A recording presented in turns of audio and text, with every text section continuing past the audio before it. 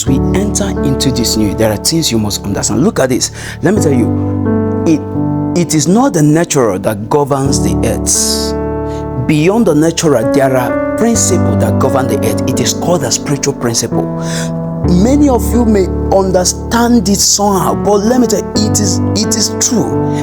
What that governs the earth is not just the natural, it is what is called the supernatural. It is a principle that came from the spirit world.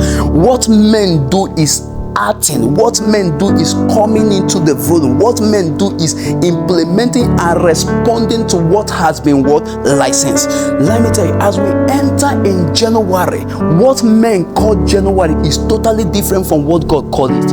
What men sees as January is totally different from what God sees it. January has a name in God which is beyond what man thinketh it is.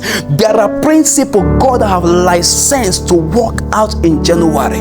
What men ought to do is to come into the volume of the principle and begin to work towards it and begin to implement it. Let me go. There are principles God have directed that must work in this month. Let me tell you, what you desire or wish to work in this month will not work. What will only work is what the Lord, what had already been licensed to work out.